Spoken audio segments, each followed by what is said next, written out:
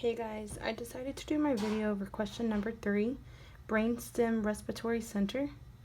First, let's look at the anatomy of the area and then discuss what they are and what they do. So first you can see we have the pontine respiratory group.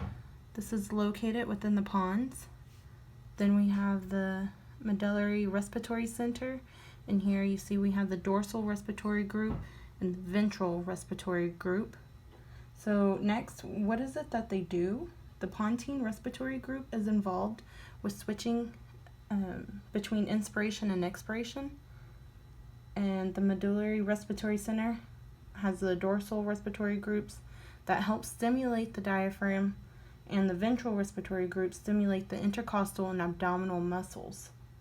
So the two groups communicate with one another and work as a whole.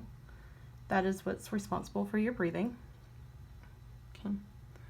And here it shows how each of them has those nerves going down here to the internal intercostal muscle and the external intercostal muscle and the diaphragm.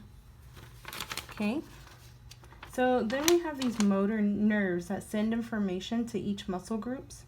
An easy way to see or understand this is by looking at a picture of the spine. So I have this out right here, and in the first group of motor nerves,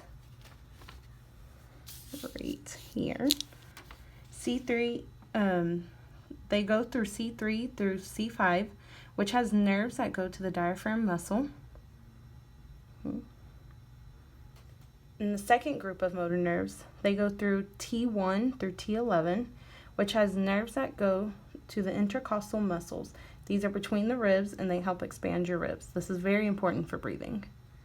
Then we have the third group of motor nerves that go through T6 through L1, which has nerves that help send information to help these muscles contract. These are the abdominal muscles. And then the fourth group of motor nerves that go through C1 through C3, it's up here, which has the nerves that go to any accessory muscles, such as the muscles around your neck. They also help with expansion of the lungs and rib cage.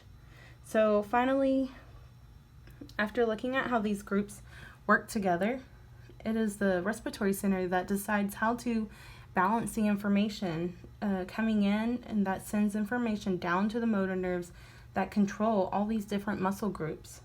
Hope you guys enjoyed my video, and I hope it helps with understanding the description of the brainstem respiratory center.